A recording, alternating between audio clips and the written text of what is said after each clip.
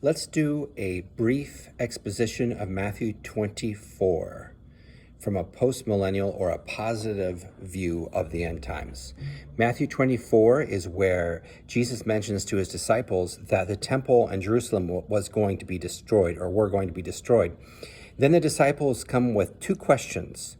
Tell us, when will these things happen, number one, and number two, and what is a sign of your coming and of the end of the age? So those are two different questions that Jesus answers independently.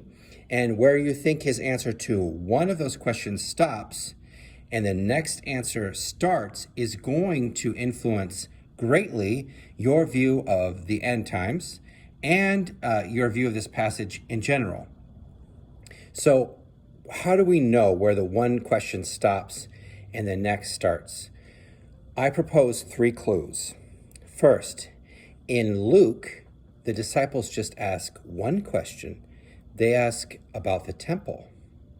And so it's not definitive or anything, but it is a clue.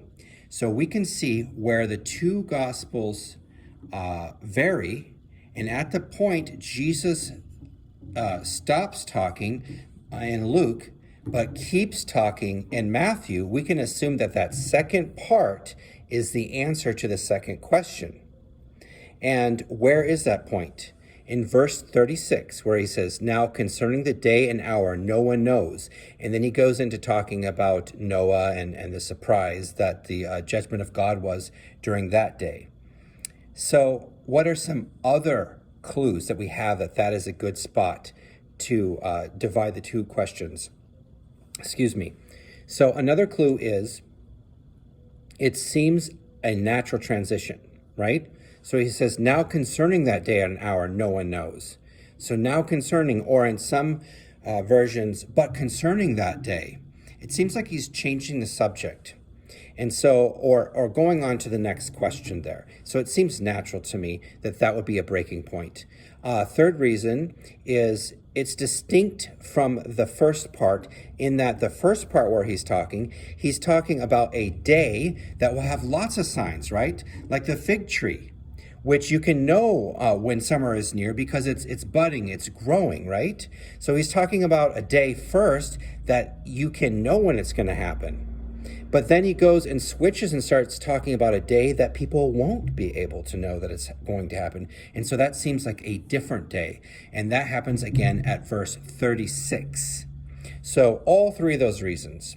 One, it's different in Luke. That's where Jesus had stopped talking in Luke and answering the one question. And it seems a natural division point. And it seems to be different in that it talks about signs for the first question, but the next question says there is not going to be signs. It's going to be a surprise. So we'll come back to this more as we go through, but that's a division point. And so everything we read up to verse 36, I'm going to assume is answering the question about the destruction of Jerusalem.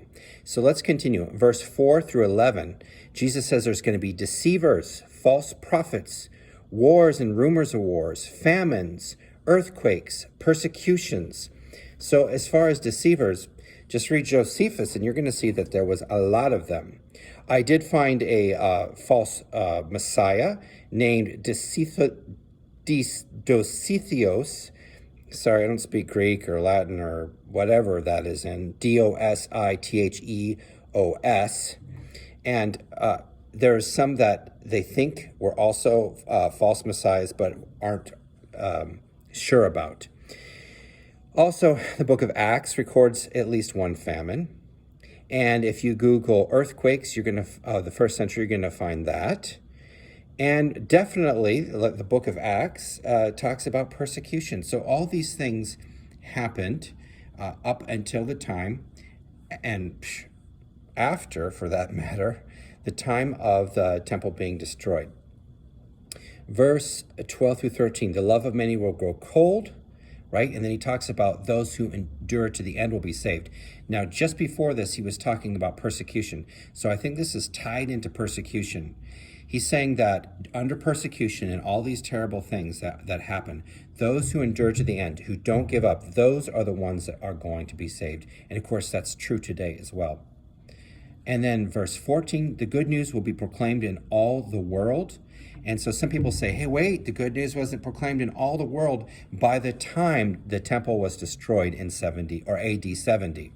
True, except for the fact that the people at the time would often call the world the Roman Empire. For example, in Luke 2, it says that Caesar was taxing the whole world, right? The world.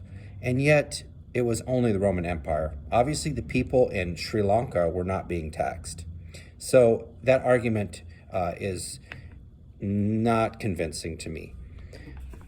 But the gospel did go out all over the Roman world before the temple was destroyed. Let's continue on. Verse 15. When you see the abomination that causes desolation spoken by Daniel the prophet. Now it's interesting here because in Daniel, there's two different sections talking about an abomination, right, that causes desolation.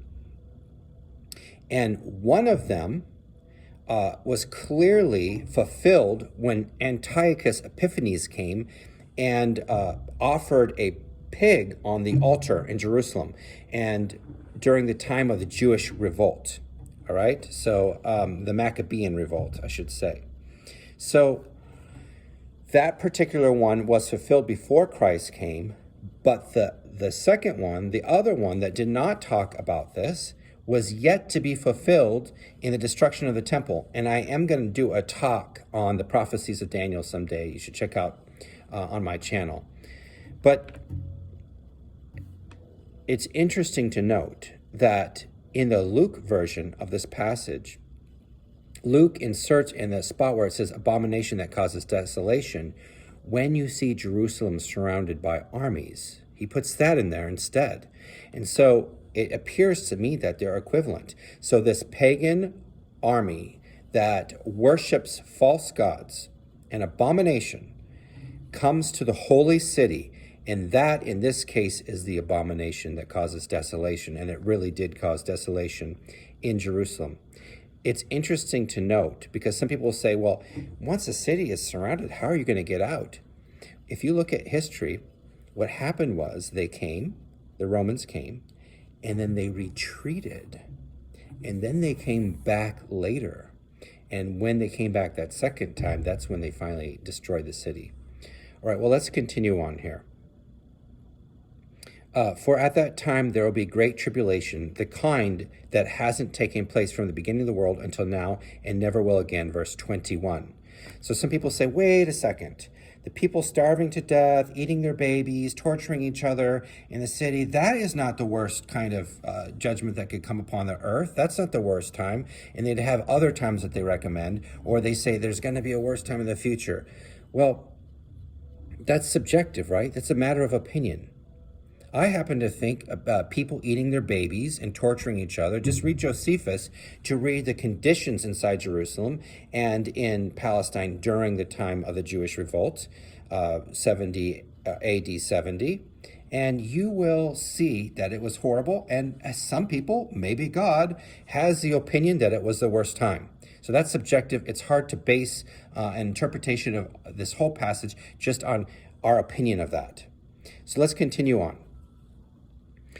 Verse 29 through 30, celestial bodies will be shaken, and the people will mourn when they see the sign of the Son of Man, right? And it says that they're going to see the Son of Man. Now, I have three reasons why I do not take that literally. First, in the Old Testament, when they spoke of God's judgment on a city, they used this hyperbolic language of stars going dark, the sun turning black. It was not literal. It didn't literally happen. The stars didn't fall from the heavens and things like that. In the Old Testament, when the prophecies were fulfilled and the cities fell, that the prophets had warned? No, of course not. It was just vivid imagery to help describe how horrible war was and the punishment they were going to experience. Let me give you just one example. It says here about God's judgment on Egypt and Ezekiel. So this is not back in Moses' day. This is later when God was going to judge Egypt. It says, I will cover the heavens and darken the stars. I will cover the sun with a cloud, and the moon will not give its light. All the shining lights of heaven I will darken over you. Again, not literal. The stars didn't all go black, but God did have a terrible judgment against Egypt. And in Isaiah 30:27, look, Yahweh comes from afar. In verse 30, and the Lord will make the splendor of his voice heard and reveal his striking arm. And that was a prophecy against Assyria. That's in Isaiah 30. And yet, there's no recorded sightings of God's arm or his voice from heaven. But God did judge them, and he came and was visible, so to speak, in the judgment. And I think that is what this is talking about here as well. And then also another reason is that Jesus says that all these things will be fulfilled, right, during this generation. This generation will not pass away, he says, right? I am aware that some people say this generation really means that generation, but the demonstrative pronoun this is referring to something close by, right here. So it makes most sense to me that he's talking about the generation that he's talking to. And there are some other more fanciful ways to try to make this a future time, but I won't go into them because to me they're pretty obviously incorrect. All right, so that about wraps it up until we get to verse 36, right? And that's when I believe he's talking about the second coming. There won't be any real signs. It's just going to happen. Just like in the days of Noah, people will be going about their everyday life, and then it's going to be it. He's going to come. And so we should be ready, not just for that, but because we love God, and because also we're going to meet him in our lifespan, whether and come into judgment, the final judgment for us, whether or not he actually comes back to the earth to judge it and to create a new heavens and a new earth. Like my videos, subscribe. Let me know if you have any questions. I like to talk to other Christians. This is Jim from the End Times from a positive biblical perspective. We'll see you next time.